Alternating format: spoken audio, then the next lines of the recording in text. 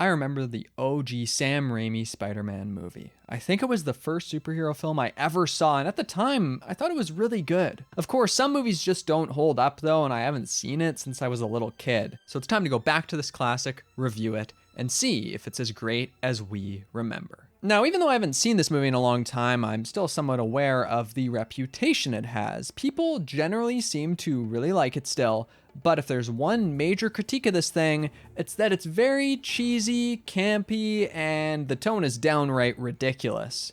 Which, after watching it again, I agree with all of these things. But do I agree that they're problems? No. I think that these are some of the film's greatest strengths. See, right away, it lets you know what you're in for with the scene on the bus. Peter is running after it, hammering on the side. Everyone's laughing at him because he can't catch up. Even the bus driver's in on it.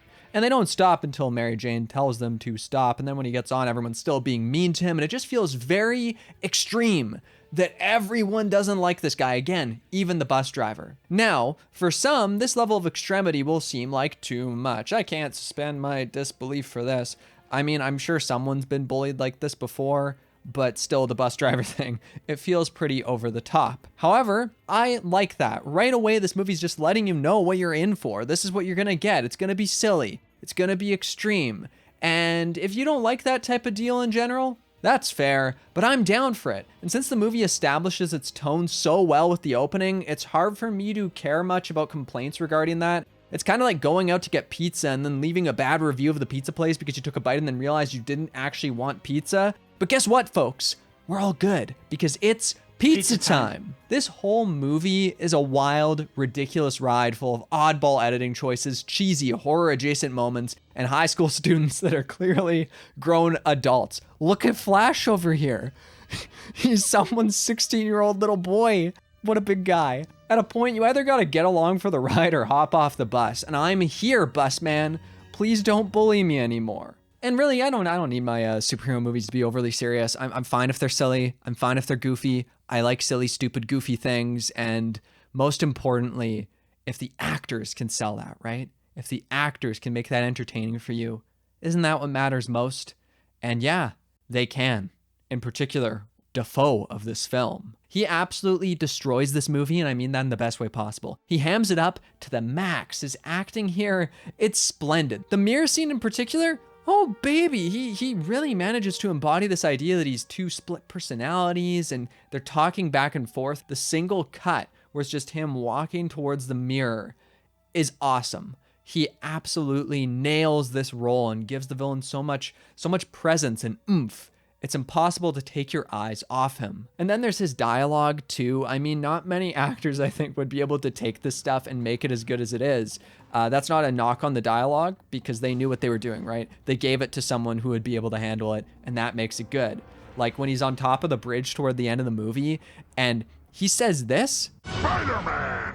This is why only fools are heroes. Because you never know when some lunatic will come along with a sadistic choice. This is the most in-your-face, wild, and incredibly on-the-nose bit of dialogue from a villain. He's just looking, and he's gonna tell you the big conflict of the moment right in your face, just in case you couldn't notice it. Normally, I might find that frustrating. But again, this whole movie's just silly. It's fun. And I like that it gets to be a little bit stupid. And just to be clear, this isn't me ironically enjoying the film or anything stupid. I think it's meant to be funny. I mean, people are really quick to accept things when they can tell it's meant to be a joke, when that's obvious, right? So for example, all of the stuff with Jonah Jameson, he's hilarious. And these are written like jokes or ad-libbed like jokes, regardless of what the case is there. So if I can tell it's being purposefully funny there and it's working, why would I have any reason to believe that it's not being purposefully funny here? Even if it wasn't on purpose, would that really matter? It doesn't change how I feel about this and that I had fun with it. I don't care if it's quote unquote serious. But that's not to say I never care about it being serious, because this movie does have some moments that you are meant to clearly get invested in. And if those don't land, well, then this movie's probably not going to work for you. Fortunately for me though, I didn't have any issues where the tone got muddled there. When I needed to care about these characters, I was able to. which can be very hard to do. It's easy for movies like this to have insane tonal whiplash between the comedic sections and the serious sections. However, I think they managed to balance this out well because pretty much all the time, it knows that it needs to take its characters seriously. They can't be trivialized, regardless of how ridiculous some of the stuff surrounding them gets. And all we have to do to see what I mean by that is go back to Peter getting bullied. I talked about that being a bit over the top, but Peter's reaction to it never feels too ridiculous. He's clearly upset that he's treated this way, but he doesn't overreact. He's just kind of meek and mild and quiet and a little bit pathetic. He seems like a kid who's just been constantly bullied and has to take that all in and try to deal with it. In other words, as far as the character's emotions are concerned, I'm able to take this seriously. And then there's Uncle Ben. That speech between him and Peter in the car, I honestly wasn't sure if it would still land for me that well. It just seems like something that could come across as cheesy or cloying in a movie with so many cheesy parts, but it doesn't. In that moment, this is just a real conversation between these two people as Ben tries to desperately reach out to his son, basically, while also not knowing if he's able to occupy that position for him. There's a tension to the relationship, an uncertainty, but a clear desire to reach out and try to help this guy who he really cares about. And they manage to have him tap into the themes of the film. You know, these are your formative years. This is you growing into the man you're going to be. And with great power comes great responsibility, without the conversation feeling too stilted or silly. Peter's response helps even more, where he gets upset and angry and storms off. I didn't remember that he has that reaction, but it feels like a very real moment, a very real reaction. Then when he does die and this all comes back to Peter letting the guy go, it does land. It hits. And the acting and the presentation in those moments, there's room to breathe with it, to sit with it, to understand that in this moment, this is serious because this is the heart of the story and of these characters. But it doesn't always compartmentalize things as cleanly as I'm making it sound, because as comedically evil as the Green Goblin can get, he still serves as a great thematic contrast to Spider-Man. Because where Spider-Man took his uncle's words to heart and uses his powers for good, the Goblin really isn't of sound mind and instead uses his abilities purely for his own selfish end. This way, there's a contrast between them, an idea that we're getting to see what would happen with someone who can't control that, who can't take responsibility, and is going to end up hurting others. It helps immensely that Dafoe's performance lends him a certain tortured humanity that grounds him to a shocking degree, and that his and Peter's brief moments they have throughout the film feel real. You can tell that Norman really has a deep respect for Peter, and that Peter likes him quite a lot too.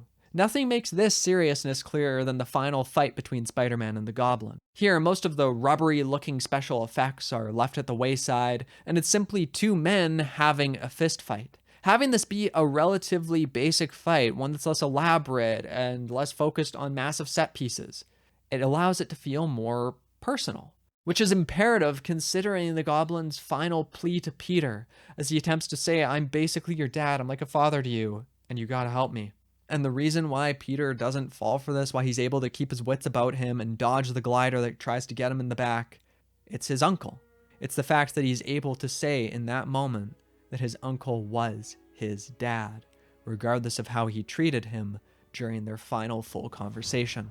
Then, following this, there's Peter's final decision where he decides that he can't be with Mary Jane because the people he loves are going to be in danger if he continues to be Spider-Man. Again, the characters' decisions are given weight. They make believable and understandable decisions that are thematically resonant with the core of the film and the lessons it's trying to teach. Does that mean it gets everything right, though? No, not for me at least. In fact, I've got a smattering of complaints. First, Mary Jane. Sometimes I don't really buy her as a character. The acting during hers and Peter's final scene in particular is just a little too flat for my taste. And the same actually goes for Peter himself at certain points, especially during the voiceover segments. The story of my life is not for the faint of heart. In general, though, the acting with them is still fine, with some moments that are even standouts. Second, and this is a bigger deal for me, I wish that Spider-Man was a bit more active in the second half of the film. I mean, we have this moment where he's talking to Harry and he's like, "Someone's got to stop him." And I was like, "Yeah, that's you, Spider-Man. You got to go stop him." And then he just doesn't really get involved with trying to hunt him down or anything. It's the Goblin who's getting things done, moving the plot forward, and Peter is just left to react to what he's doing without feeling like he really has much in the way of an actual goal or plan, which is something I would expect him to have considering how smart he's supposed to be. But this would be a far bigger issue if the Green Goblin didn't have such a strong presence to him, if it wasn't so interesting to watch him work and see what he's gonna do. And really, these complaints don't mean much to me because above all else, this movie's entertaining. Whether it's during a heartfelt moment or a shockingly silly encounter, I'm left feeling something. I didn't feel ambivalent towards much of this. It was a really fun time, and I can definitely see myself going back to watch this movie again. All that being said, yeah, I think this movie's definitely as great as I remember it being. I had a really enjoyable time with it, and I'm surprised at how excited it got me to see the second movie. So yeah, we'll be going over that one next and seeing if that one's as great as we remember too. Either way, thank you so much for watching, and I hope you enjoyed the video. Remember, if you want to stick around and see the next review, subscribe, do all that jazz. Regardless, thanks again, and I hope you have an awesome day.